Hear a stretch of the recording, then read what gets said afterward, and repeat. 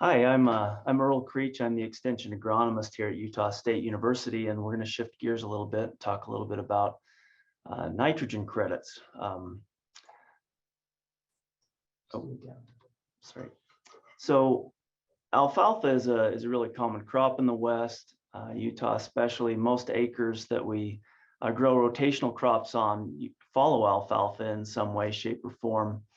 And so um, one of the downsides to alfalfa, though, is a good thing doesn't last forever, and eventually the stand thins, and the time comes to think about taking it out. Now, corn corn loves nitrogen. It uses more nitrogen than any other nutrient. The nitrogen fertilizer is often the highest cost input in corn production, and when we talk to Utah growers, typical nitrogen rate is going to range from 200 to 250 pounds of N per acre, give or take a little bit depending on the grower. And then as we think about the nitrogen credit, because alfalfa fixes nitrogen, we typically credit the nitrogen application 50 to 100 pounds of N, just based on the fact that alfalfa was grown before it. And so we wanted to take a look at that, and just it's something that we need to revisit occasionally, and so we've done that here in recent years. So our first stab at this was back in 2012 and 2013, and we went to two locations in Cache County, which is basically right along the Utah-Idaho border, and we had two different soil types. So one was a heavy soil, and the other was a sandy soil, and we applied nitrogen at 4 different rates, from 0 up to 200 pounds or 200 units of N per acre as ammonium nitrate. And this was surface applied at planting. And this is the data over those kind of combined over the two sites in 4 years, so 4 site years. And what we saw was that there was a nitrogen response, but it was not statistically significant. We gained about 1.5 tons of silage corn, going from the 0 to 200 pounds of N per acre. And that really caught our interest, because most growers who are following alfalfa with corn in this state and in southern Idaho are applying 150 to 175 pounds of nitrogen per acre to corn grown in that situation. So before we went out and made this a common recommendation, we wanted to kind of ground truth our findings. And so we went out to in 10 different counties across the state of Utah, all of the major corn growing areas in the state, and we went into 36 different fields in these counties. We went into a wide range of conditions. So we went into good stands and bad stands and young stands and old stands and great land and horrible land, and all sorts of different planting dates, hybrids, tillage, irrigation systems, you name it, just to try to get this into some different conditions to see what would happen. And we ended up with 27 fields that were first year corn grown after alfalfa, and 9 fields that were second year corn grown after alfalfa. And we applied those exact same nitrogen treatments that we had applied before: 0, 50, 100, and 200 pounds of nitrogen per acre. So this is the combined data pooled across all of those sites. The blue line is going to be the first year sites, and the orange line is the second year sites. And what you'll notice is that when we look at silage corn yield and tons per acre on the first year, we see we went from 28.9 down to 27.6, which is 1.3 tons, which is exactly what we saw before, not statistically significant. And so in this case, there's no economically, when you add in the price of nitrogen, there's no economic benefit to applying nitrogen to first year corn grown after alfalfa in all these site years. Now, the second line is second year, so we're now 2 years out. There's still some mineralization happening, still some nitrogen available. We see about it's 2.8 tons increase from the 0 up to the 200 pounds of N. And so still over almost all of the sites were still not responsive to nitrogen addition at 2 years out. Some were. In the case of our recommendations, we're going to go with more of a probably still wise to apply a little bit of nitrogen on second-year corn, but really even 2 years out, most of the sites are not responsive to it. This is just showing you a little bit of data from 3 of the responsive sites, and actually there were only 3 responsive sites out of all 36 to either year of nitrogen. And what you'll see is that most of them responded like these solid lines, where you can see the just a slight uptick in yield up to 50 or 100 pounds of nitrogen per acre, and then it sort of flattens out thereafter, and there's no added benefit.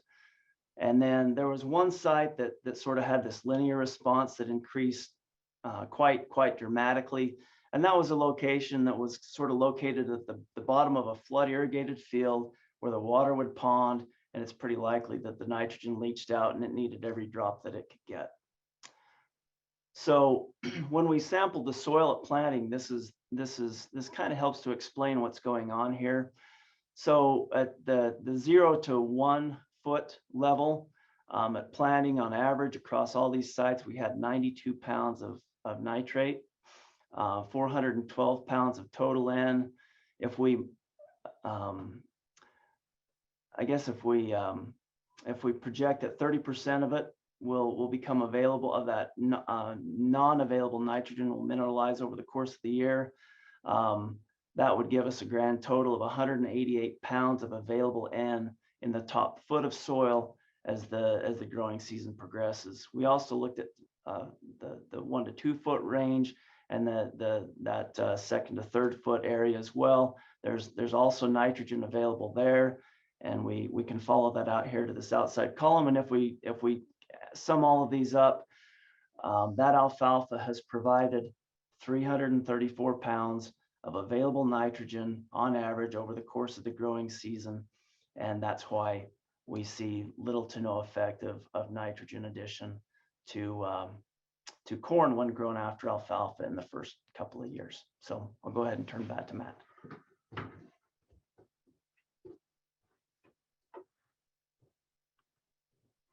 Thanks, Earl. Let me turn this real quick here. Okay, so Earl, thanks, Earl. Earl just told you that through several research trials that we found that you can withhold nitrogen fertilizer for the first, and in a lot of cases, the second year following alfalfa termination. So what does that mean for other crops that are grown after alfalfa? Small grains are a common crop grown after alfalfa in Utah and several parts of the West where corn's not produced, or where we don't have enough water for corn production. And so a few years ago, using the corn after alfalfa research as a basis, we delved into studying the same type of thing, but for small grains. So we're looking at 2 years of small grains grown after alfalfa, and looked at them harvested as both a forage and as a grain. And here's what we found. So first, I'm going to tell you about our first year after alfalfa results, and then I'll talk a little bit about the second year. So first, with forage, we looked at a variety of small grain forages, either single species and a lot of mixed species, 3-way, 4, 5-way species, at about 13 sites across Utah in 2018 and 2019. Just like Earl mentioned for the corn trials, we had a lot of conditions.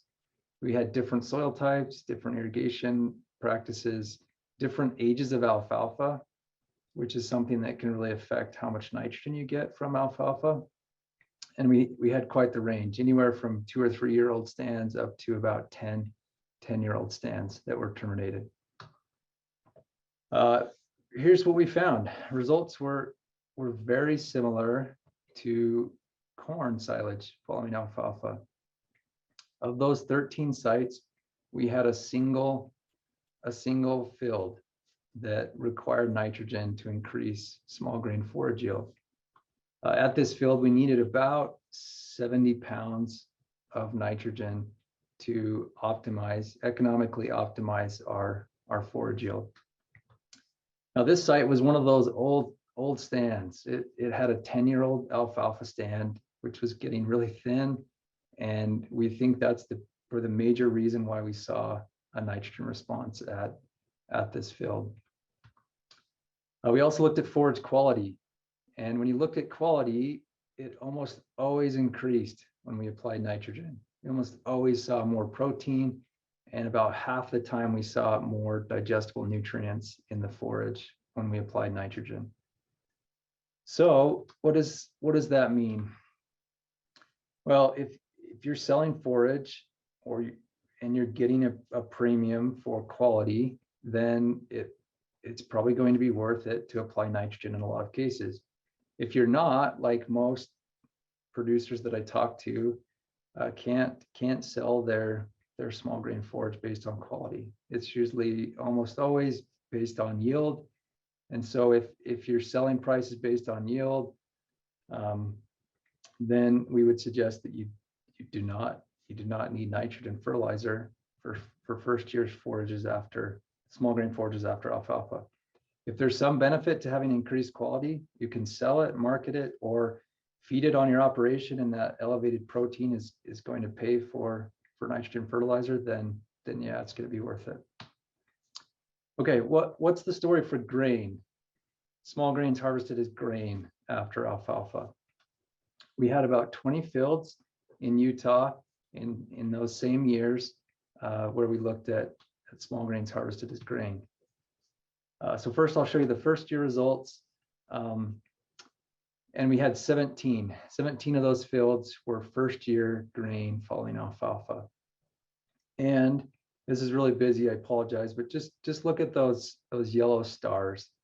Those yellow stars represent every site that needed nitrogen fertilizer, and it indicates what the optimal nitrogen rate was. So you can see there pretty quickly that most of these sites needed anywhere from about 70 pounds of nitrogen up to 150 pounds of nitrogen to optimize grain yield, which was different, very different than what we saw with forage and what we've seen with silage corn. So the critical question became, can we predict that response? Because if you look here, we do have a lot of yellow stars, but not all of them. We had 4 or 5 sites where there was no response to nitrogen fertilizer. So we really needed to know, can we identify when that's going to happen, when we don't need any nitrogen versus when we do? And so what we tried is a common approach to determining nitrogen needs in this rotation, and it's an early spring soil nitrate test taken to 1 foot depth. It's a really inexpensive way, about $15 to take a sample to determine whether or not you need to apply nitrogen. And what we learned is that test actually works quite well. About 75% of the time, it could accurately tell us if we needed to apply nitrogen. And what happens here is if you look at these areas that are specified as correct predictions, it means that if we have low nitrate, so in our case, if we had less than about 20 part per million nitrate in that top foot of soil, we saw a response to nitrogen. So if there's low nitrate in the soil, it's going to need fertilizer. If there's not, if we have high amounts of nitrate in the soil in the spring, it was a pretty good indicator that we did not need nitrogen fertilizer. So that was a great sign. So to summarize here quickly, for the first year, if you're growing small grains as grain in the first year after alfalfa, we would highly recommend that you invest in doing a simple soil nitrate test.